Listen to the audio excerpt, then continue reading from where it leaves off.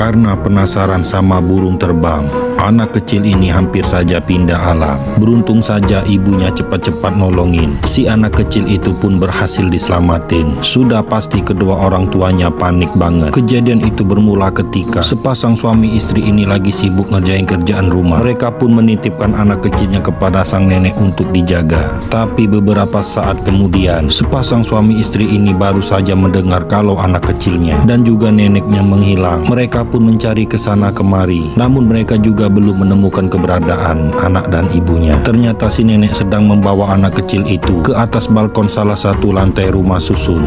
Anak kecil itu diajak menikmati indahnya pemandangan sore dengan burung-burung berterbangan yang menghampiri mereka. Karena kecapean, si nenek pun meletakkan anak kecil itu di atas kursi. Tapi entah bagaimana ceritanya, si nenek malah meninggalkan anak kecil itu sendirian. Untuk saat ini si anak kecil masih asik bermain sendiri. Sementara itu ibunya yang masih dalam kondisi panik malah menemukan sang nenek sudah berada di dalam kamar sendirian. Saat itulah anak kecil ini sedang asik menikmati pemandangan serta burung-burung yang melintasi di hadapannya. Anak kecil ini pun penasaran dengan burung-burung itu. Ia pun mengulurkan tangannya berusaha untuk menangkap, tapi apa yang terjadi? Anak kecil itu hampir terjatuh. Beruntungnya sang ibu dengan sigap menarik anak kecil itu. Ayahnya yang panik pun langsung menghampiri dan memastikan bahwa anaknya itu baik-baik saja. Lalu bagaimanakah nasib nenek itu selanjutnya? Seorang nenek lalai ketika sedang menjaga cucunya. Akibatnya si bocil ini pun hampir pindah alam.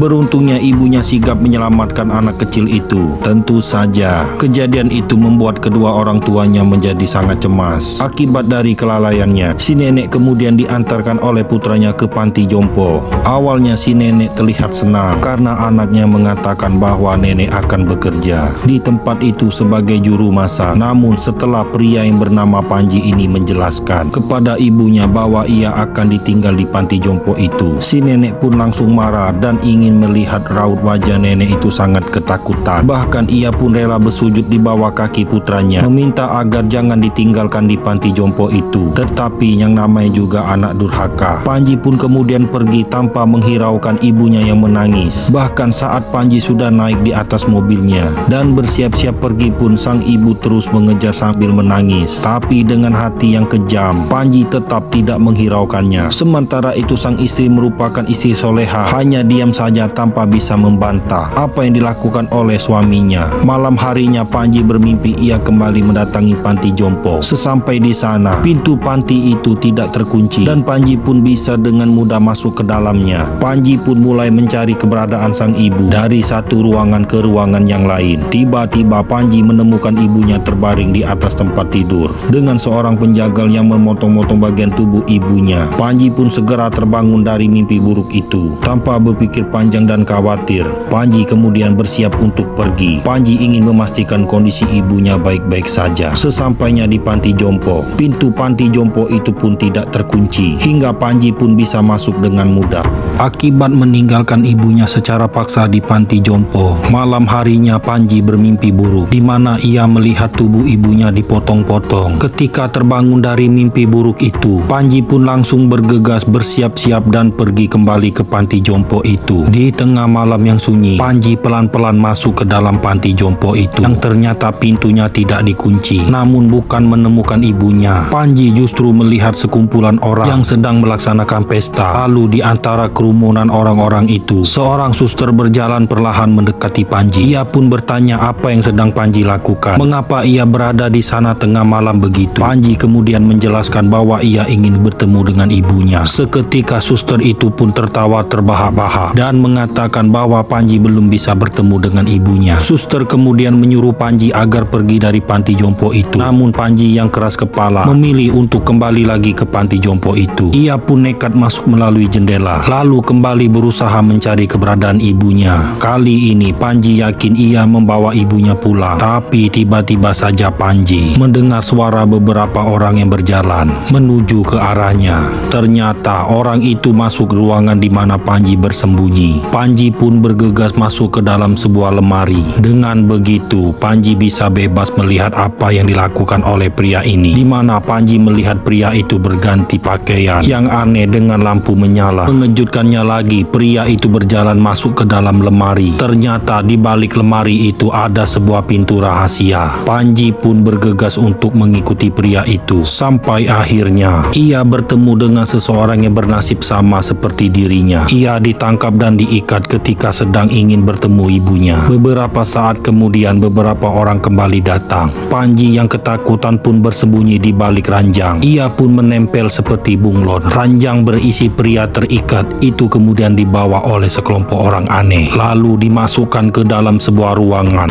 Akibat menitipkan ibunya ke panti jompo, seorang pria mendapatkan hukuman aneh di dunia, di mana jiwanya akan ditukar dengan ibunya yang sudah tua dengan sekelompok orang aneh memakai jubah hitam dan baju menyala. Pria itu kemudian diserahkan kepada makhluk yang sangat mengerikan. Begitu juga dengan ibunya. Tangan pria ini dipegang dengan erat, lalu kedua makhluk itu melakukan tugasnya. Tetapi tiba-tiba makhluk itu menjerit. Ia kesakitan seakan-akan tak bisa melakukan tugasnya. Ada yang salah dengan pria itu. Ketua kelompok mereka kemudian berteriak, lalu memanggil salah satu di antara mereka yang mereka sebut sebagai seorang pembisik. Sosok wanita itu pun mendekati pria ini, lalu kemudian berbisik. Jika pria itu tidak merelakan ibunya, maka mereka berdua akan merasakan sakit yang sama. Setelah itu pria itu pun mulai mengikhlaskan semua yang terjadi. Ia pasrah secara perlahan. Ibunya yang sudah tua pun kembali berubah menjadi muda. Sementara pria itu berubah menjadi tengkorak dan tidak bernyawa lagi. Ternyata pria itu harus merelakan sisa usia untuk ibunya, di mana ibunya yang sudah tua kemudian kembali muda dan sehat kembali. Di tempat itu ada Panji yang sedang bergantung di bawah ranjang. Ia pun dapat melihat semua proses kejadian mengerikan itu. Namun kelelahan, Panji memutuskan untuk pergi dari tempat itu karena khawatir mereka mengetahui keberadaannya. Namun sial, ponsel Panji malah ketinggalan. Ditambah lagi seorang menelponnya. Suara dari ponsel itu membuat mereka semua menoleh. Salah satu dari mereka mengambil ponsel itu, namun tanpa sengaja cahaya ponsel itu menyala membuat kedua makhluk itu berteriak kesakitan. Pemimpin mereka sangat marah mengetahui ada penyusup, lalu memerintahkan semua untuk menangkap Panji. Akankah Panji berhasil selamat? Ini adalah makhluk aneh yang diagungkan sekelompok orang, di mana makhluk itu memiliki kemampuan merubah seorang ibu yang sudah tua menjadi muda kembali dengan pengorbanan anaknya yang kemudian menjadi tengkorak. Panji yang melihat semua kejadian mengerikan itu kemudian beranikan diri perlahan-lahan untuk turun dari ranjang tempat ia bersembunyi. Panji hendak kabur dari tempat itu, tetapi sialnya ponselnya malah tertinggal. Orang-orang aneh itu menoleh ketika ponsel itu berdering. Saat Panji berusaha kabur dari ruangan, ia bertemu dengan seorang wanita. Tanpa banyak bicara, wanita itu kemudian melepaskan jubahnya dan memakaikan Panji agar mengenakan jubah itu. Dengan begitu, Panji bisa dengan mudah untuk mencari keberadaan ibunya karena memiliki bau yang sama seperti mereka. Dengan begitu, Panji bisa menemukan keberadaan ibunya. Panji meminta maaf kepada ibunya, lalu berusaha membawa ibunya pergi dari tempat itu. Tapi sayangnya perbuatan Panji diketahui. Sekelompok orang itu sudah mengepung Panji dari segala arah. Kini giliran Panji. Ia pun akan menyerahkan sisa usianya untuk berubah ibunya menjadi muda kembali. Tetapi Panji tak mau diam saja. Ia kemudian merogoh saku celananya, mengeluarkan korek api, lalu menyulut api. Seketika tirai terbakar. Api dengan cepat membesar. Sayang, makhluk itu tetap tak mau melepaskan ibunya. Semua orang-orang aneh itu ketakutan. Panji berhasil keluar dan segera masuk ke dalam mobilnya. Panji selamat, namun ia tak bisa membawa ibunya. Panti jompo itu pun hangus terbakar rata dengan tanah tanpa ada yang tersisa satupun. Dan film pun selesai.